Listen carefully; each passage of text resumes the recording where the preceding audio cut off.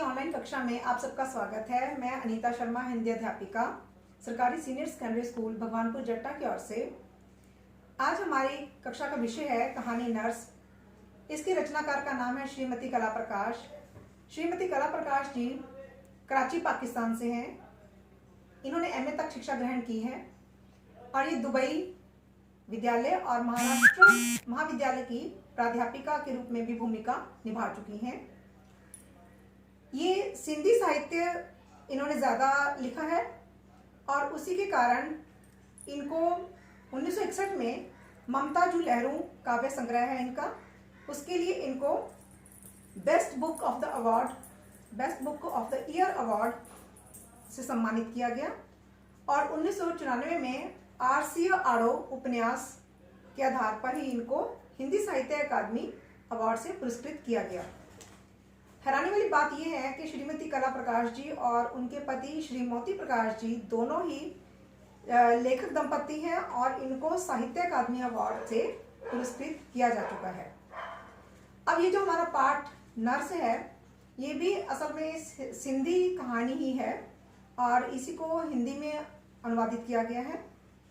इस कहानी में जैसे शीर्षक से हमें पता लगता है कि ये नर्स के मनोभाव, उसकी सेवा भाव और उसकी ममत्व जो रोगी को बहुत ही प्रभावित करता है, उसके बारे में प्रकाश डाला गया है। और इसमें माँ और बच्चे के मनोभावों को भी बताया गया है कि किस तरह से माँ अपने बच्चे के लिए परेशान होती है और बाद में बच्चा अपनी माँ के मनोभावों को समझता है।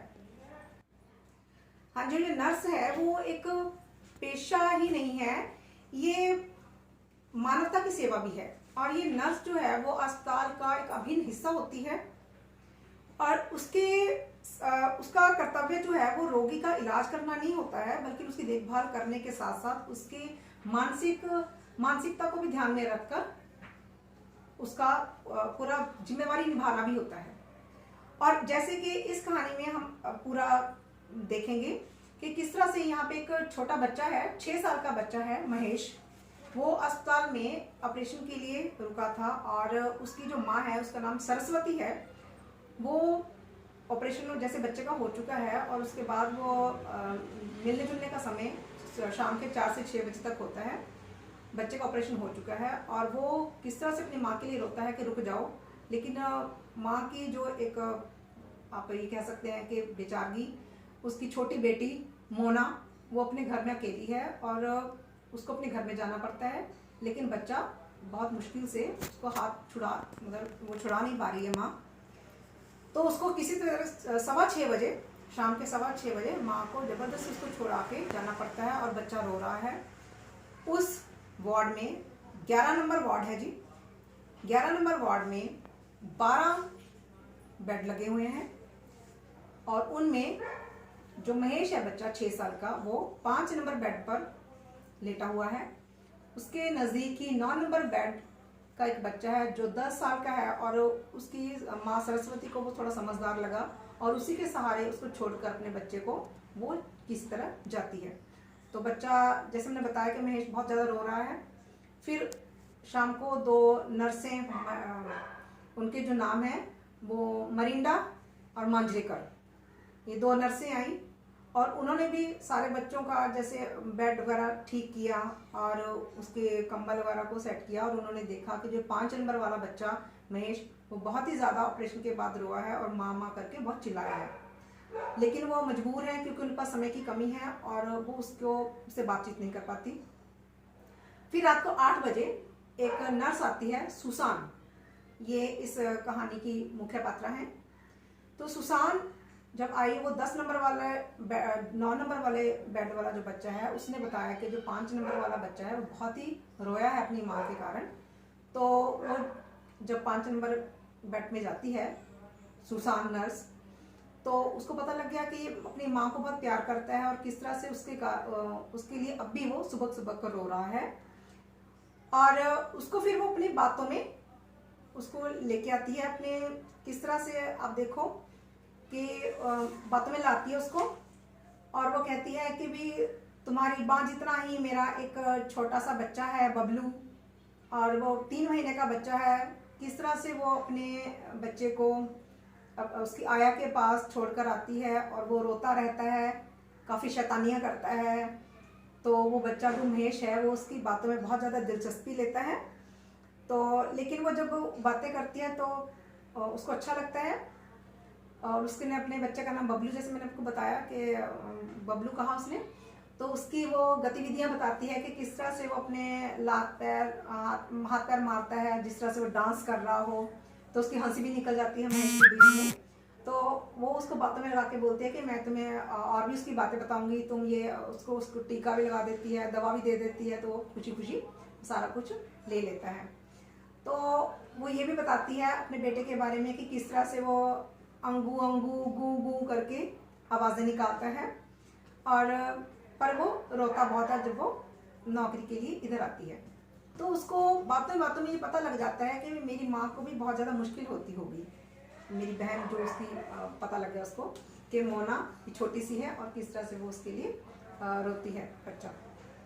तो जब अगली शाम को 4 बजे उसकी माँ सरस्वती अस्पताल में आई और बहुत ज़्यादा वो आप ये लगा लो कि भी उसकी रात बहुत मुश्किल से गुजरी होगी कि किस तरह से मेरा बच्चा अस्पताल में वहाँ पे रहा होगा। लेकिन जैसे ही वो अपने बच्चे महेश को सरस्वती मिलने आती है तो बिल्कुल उसके उल्ट, उसके सोचने के उल्ट महेश बहुत खुश होता है और वो सरस्वती अपनी माँ को किस तरह से सारी बातें सुसान के बारे में, उसके बच्चे के बारे में उसको सारी बातें बताता है कि माँ वो हमारी जो सिस्टर सुसान है उसका बच्चा ऐसे है, उसका नाम ये है, वो ये करता है, वो करता है। तो सरस्वती ये बिल्कुल जानकर अंदर से उसको पता लग जाता है कि इसको सिस्टर सुसान ने ही ठीक रखा है, इसकी मानसिकता ठीक हो गई है। और वो बल्कि ये भी कहता है कि माँ तुम जल्दी घर जाओ, मेरी बहन मोहना रो रही होगी क्योंकि वो अपने पड़ोसी राजू के पास उसको छोड़ के आई है। तो अंदर ही अंदर सरस्वती उसका बहुत धन्यवाद करती है सुसान का और वो चली जाती है। तो उसके बाद 13 दिन के बाद वो जो बच्चा है महेश, वो अस्पताल से घर उसको छुट्टी मिली और वो आराम से मतलब अस्पताल रहा बिना किसी मुश्किल के। तो 13 दिन बाद जब वो घर पहुंचा और सारे अपने दोस्तों से मिला अस्पताल से, उसको मतलब भूल गया था कि वो जब घर पहुंच के कि हाँ जी 13 दिन में अस्पताल में रह के आऊँ, बिल्कुल खुश था वो। लेकिन उसकी माँ के मन में ये था कि मैं सिस्टर सुसान के लिए कुछ ना कुछ उसको धन्यवाद भी कहूँ। और यही सोचकर उसको पता लग गया था कि शाम को 4 बजे वो ड्यूटी पर आती है और वो समय की पाबंद भी हैं। तो करते करते वो 5:30 बजे जब सिस्टर सुसान के पास पहुंची, एक गुलदस्ता था उनके हाथ में और गुलदस्ते के साथ में एक उसने उसके बच्चे के लिए, बबलू के लिए गिफ्ट भी ले लिया, तोहफा ले लिया। तो जब उसने बोला कि भी मेरा बच्चा आपके कारण ही अस्पताल में रह पाया और उसके लिए बहुत बहुत धन्यवाद, तो उसने गुलदस्ता ले लिया और उसने बोला कि मैं ज़िंदगी भर यहाँ पे इस कहानी के इस भाग में हमें ये पता लगता है कि सिस्टर सुसान कितनी हंसमुख है और कितने अच्छे से वो उन्होंने बताया कि सरस्वती ने कि मैं आपको ज़िंदगी भर नहीं भूल पाऊंगी। और उसके बाद जो सिस्टर सुसान ने कहा कि आप मुझे जल्दी भूल जाइएगा, नहीं तो आपके पति को बहुत मुश्किल होगी। तो जब उसने बोला कि ये गिफ्ट आपके बेटे बबलू के लिए है, तो वो बहुत ज़ोर से हंसी, इतना ज़ोर से कि दूसरी नर्सों को बोलना पड़ा कि ये अस्पताल है, थोड़ा धीरे हंसी। तो उसने बोला कि भी मैं ये गुलदस्ता तो ले रही हूँ, लेकिन ये तोहफा आप किसी और को दे दीजिएगा जिसका बबलू हो, क्योंकि मेरी तो अभी शादी ही नहीं हुई है, तो मेरा कोई बबलू नहीं है। तो इससे में पता लगता है वो कितनी कल्पनाशील थी और उसने इतनी कल्पनाशीलता उसमें थी और उसने महेश को बातों में लगाने के लिए ही समय पर, बिल्कुल समय पर ही वो कहानी उसने घट डाली कि किस तरह से ये बच्चा खुश हो जाएगा और वो उसकी सारी माँ की मानसिकता भी समझा पाएगी। तो वो अंदर से उसने बहुत धन्यवाद भी किया सरस्वती ने, और इस तरह से ये कहानी हमारी जो है समाप्त होती है। हाँ, इसके बाद हमारे ये 1-2 पंक्तियों वाले प्रश्न आ जाते हैं और जैसे हमने सारी कहानी की है उसके बाद ये सारे हमारे प्रश्न उत्तर जो है वो आपके लिए बहुत आसान हो जाएंगे। जैसे महेश कितने साल का था? महेश 6 साल का था। महेश कहाँ दाखिल था? अस्पताल में। और अस्पताल में मुलाकातियों से मिलने का समय क्या था? हमने देखा कि शाम को 4 से 6 बजे तक था। वार्ड में कुल कितने बच्चे थे? वार्ड में कुल 12 बच्चे थे। 7 बजे कौन सी 2 नर्सें आई वार्ड में? तो हमने देखा था कि मरिंडा और मांजरेकर 2 नर्सें आई। महेश किस सिस्टर से घुल मिल गया था? तो वो सिस्टर का नाम सुसान था। महेश को अस्पताल से कितने दिन बाद छुट्टी मिली? कुल 13 दिन के बाद छुट्टी मिली। फिर 3-4 पंक्ति वाले प्रश्न है जी। इसमें सरस्वती की परेशानी का क्या कारण था कि उसका जो मिलने का समय था महेश के साथ वो खत्म होने वाला था और वो बच्चा लगातार रोए जा रहा था। उसने बाँह पकड़ी हुई थी अपनी माँ की, और किस तरह से वो अपना समय बिताएगा, यही परेशानी का कारण था सरस्वती का। और उसकी घर पे उसकी जो छोटी बेटी है मोना, वो भी उसकी परेशानी का कारण था कि कैसे उसको भी कैसे छोड़ के आई थी। सरस्वती ने 9 नंबर वाले बेड के बच्चे से क्या मदद मांगी कि वो महेश को चुप कराए, उसको कहानी वगैरह सुना दे या उसका दिल लगा के रखे, बातचीत करे उससे। सिस्टर सुसान ने महेश को अपने बेटे के बारे में क्या बताया? सिस्टर सुसान ने महेश को, जैसे हमने सारी कहानी पढ़ी ली और हमने देखा कि उसने बिल्कुल समय पर एकदम से कहानी बना ली कि उसका 3 महीने का बेटा है बबलू, और किस तरह से वो उसको आया के पास छोड़ के आती है, किस तरह से वो रोता है या फिर किस तरह से वो अपने हाथ पैर मारता है जैसे डांस कर रहा हो, और वो जो उसकी आवाज़ें निकाल के दिखाती है उसमें हमें बहुत हंसी आती है, जैसे अंगू अंगू गूं गूं गूं करके किस तरह से वो बच्चा आवाज़ें निकालता है। वो सारा उसको अपने बेटे के बारे में बता रही थी महेश को, जिससे महेश का मन भी लग रहा था। दूसरे दिन महेश ने माँ को घर जाने की इजाज़त खुशी खुशी कैसे दे दी? तो वही जैसे उसने सिस्टर सुसान ने उसको कहानी सुनाई थी अपने बेटे की, और उसी से उसको पता लग गया कि जैसे सिस्टर सुसान को बहुत मुश्किल होती है अपना बच्चा छोड़ के आने में, और इसी तरह से उसकी माँ को भी, सरस्वती को, अपनी छोटी बेटी मोना को भी घर छोड़ के आना पड़ता है और वो बहुत मुश्किल समय होता है। इसलिए उसने बोला कि माँ तुम घर जाओ, मैं यहाँ पे, वो क्योंकि सिस्टर सुसान उसका देखभाल बहुत अच्छे से कर रही थी। सरस्वती द्वारा सिस्टर सुसान को गुलदस्ता और उसके बबलू के लिए गिफ्ट पेश करने पर सिस्टर सुसान ने क्या कहा? हमने जो कहानी के अंतिम भाग में देखा कि जब वो उसको गुलदस्ता देती है और तोहफा देती है, गुलदस्ता तो उसने ले लिया, लेकिन तोहफा और ये बताया कि आपका बेटे बबलू के लिए, तो वो बहुत ऊंची ऊंची हंसी और उसने बोला कि मेरा तो कोई बबलू नहीं है और मैं अभी तो मेरी शादी ही नहीं हुई। तो इससे पता लगता है कि उसने कहानी ही बनाई थी बिल्कुल समय पर। हाँ जी, अब इसमें जो बड़े प्रश्न हैं 6-7 पंक्तियों वाले, दोनों ही जरूरी हैं। सिस्टर सुसान का चरित्र चित्रण अपने शब्दों में लिखिए। चरित्र चित्रण में हम जैसे देख सकते हैं कि सुसान के बारे, उसके व्यक्तित्व के बारे में, उसकी दिनचर्या जैसे हमने देखी, उसके बोलने का या उसकी जिम्मेदारियों का या समय की पाबंदी, सारा कुछ उसके चरित्र चित्रण में आ जाएगा।